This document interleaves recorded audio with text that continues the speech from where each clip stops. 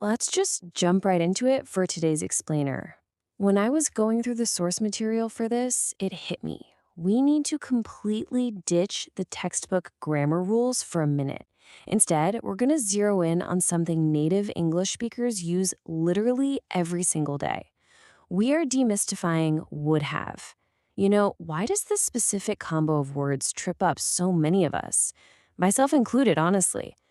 Our whole mission today is to unlock the actual feeling behind would have, rather than just staring at a memorized list of verbs. So let's get into it. You know that feeling, right? If would've gives you brain freeze, trust me, we are in the exact same boat. I mean, think about it. You know the word would, you definitely know the word have, and you already know your past tense verbs. But when you mash them all together in a fast-paced conversation, bam, brain freeze. Everything gets blurry, maybe even a little scary. The reality is, this structure is almost never taught properly to beginners. And then suddenly, boom, you're at an intermediate level and it is everywhere. Movies, books, work meetings. But nobody stops to explain the why. They just demand that you use it. Okay, so the real secret here is understanding this concept called the imaginary past. When we use the simple past tense, like, I ate, I walked, I helped, we are stating cold, hard facts, things that actually happened in the real world. But would have? It doesn't belong to reality. It belongs to a past possibility that just didn't happen. It exists entirely in your head to express a regret, a missed chance, or just a reflection on things. It's 100% about what could have happened but didn't. So, how does this actually play out in real life? Picture this. Yesterday, your friend was moving to a new apartment. You really, really wanted to help, but you woke up sick, so you had to stay home. Today, you see that friend and you say, I would have helped you, but I was sick. What is absolutely fascinating to me here is just how much human information is crammed into that one tiny sentence. You're actually sending three hidden messages. One, I wanted to help. Two, I didn't actually help. And three, there was a very real reason that stopped me. It is just incredibly efficient. To really grasp the power of this, let's look at a quick comparison. Say you completely missed a friend's birthday. If you just walk up to them and say, I didn't call you, man, that sounds harsh, right? It's just a cold fact. Honestly, it kind of makes it sound like you didn't even care. But listen to the dramatic shift in tone when you change it to, I would have called you, but I lost my phone. Just like that, you are showing warm intention. You're basically saying, hey, I cared, I wanted to, but my circumstances got in the way. This phrasing injects so much humanity into your English, and it absolutely protects your relationships from sounding unnecessarily cold or indifferent. All right, now that we've got the feeling down, let's look at the mechanics. And don't panic, it's actually surprisingly simple.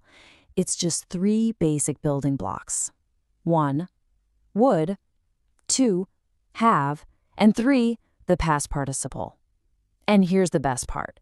This is the exact same past participle you already use every single day with the word have. Words like gone, seen, done, helped. So you literally just stack them. Would have gone, would have seen, would have helped. That's the whole shebang. That's the entire formula. And checking out how these words map out brilliantly illustrates why we really need this formula. Let's do a quick four-way meaning check to see how grammar fundamentally flips your message.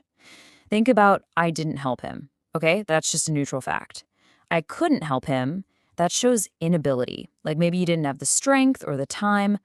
I wouldn't help him? Yikes, that's a direct refusal. You stubbornly chose not to.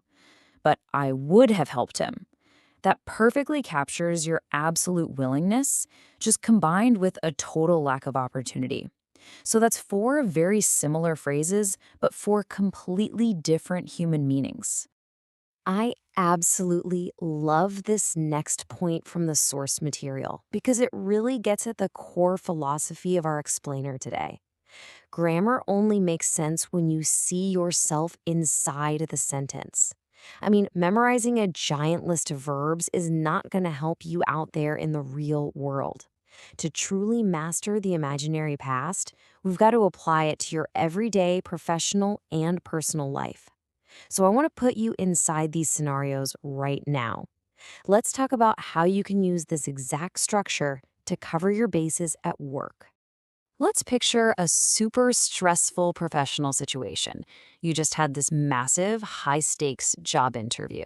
You prepared for days. But the second you walked into that room, the pressure hit, your mind went totally blank, and you just didn't give your best answers. Later on, when you're reflecting on it and that tension finally drops, you say, "I would have answered better, but I was too nervous." This is such a powerful thing to say. It protects your professional image. It proves to yourself and honestly, whoever you're venting to, that you actually had the ability, even if the final result on the day fell a bit short. But watch what happens if you forget our formula in that exact same scenario. If you say, "I answered better, but I was nervous," the person listening is going to be so confused. Because "I answered better" is a cold fact. It literally means you actually gave a great answer, which, hey, would be awesome, except it's completely untrue in this case. It entirely changes the reality of the situation and totally muddles your story. By just using the correct phrasing, "I would have answered better," you perfectly communicate the truth.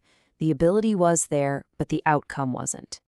Okay, we need to address a really common pitfall here. The imaginary past has a super strict why requirement. You can't just walk up to someone and say, "Yesterday I would have gone to the market." Period. If you stop there, the other person is just going to stare at you, waiting for the rest of the sentence. This structure always needs a reason or a condition. You almost always need a but or an if. Like, "I would have gone to the market, but it was raining." Dropping that condition in there totally prevents your sentences from sounding weirdly unfinished. Here's another really small mistake that makes a massive difference in what you're actually saying. People often confuse a present desire with a past imagination. So if you say, "I would have to call you," you're talking about an obligation right now or in the future. It basically means I need to call you later. But if you say, "I would have called you," you are reflecting on the past, that imaginary past we've been talking about. It is a tiny difference in the words, but it puts you in a totally different place on the timeline of your life.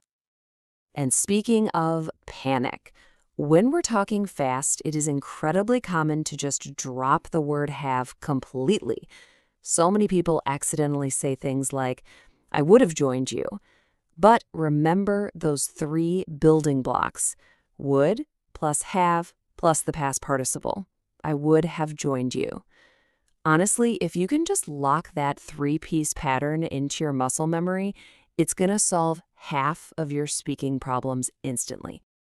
Let's expand our toolkit just a little bit with the absolute most common variation of this structure, would have been. We use this specifically to describe a past situation, maybe a feeling or an experience that just didn't happen the way we expected. For instance, the trip would have been fun. That implies the trip either never even happened or it did happen and it was a total disaster. It is the perfect go-to phrase for expressing this sort of wistful, gentle disappointment, rather than blowing up with aggressive anger. Which brings up something kind of fascinating. English is super sensitive to time. Imagine you went to a party, right? But you got there right as everybody was leaving. A really common mistake here is saying, "It would be fun, but I arrived late." The issue is, would be fun mixes present or future feelings with a past action. You've got to use exact time.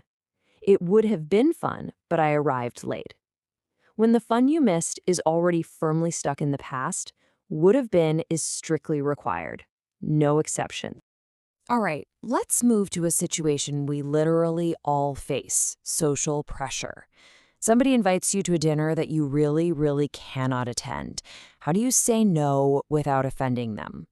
This is where the imaginary past is an absolute game changer. You just say, I would have loved to come, but I had work. Native speakers use this exact phrasing constantly. It is the ultimate polite decline. It avoids conflict, it validates the person who invited you, and it just sounds deeply warm and respectful. And really, that brings us to the ultimate takeaway from this explainer. Mastering would have isn't just about passing some grammar test or checking a box. Like the source material points out, this structure helps you sound emotionally intelligent. It kind of blows my mind that a simple grammar trick literally unlocks better human connection. But it does. It allows you to navigate tricky adult conversations with genuine empathy, tact, and understanding. It gives you the power to show your true intentions, even when your actual actions fell a bit short. So, I want to leave you with this thought as we wrap up today's explainer. Take a look at your own life. How are you going to use the imaginary past today to maybe soften a mistake or to share a kind intention with a friend or family member or a coworker? Look, don't worry about being perfect. Just confidently experiment with these phrases in your very next conversation.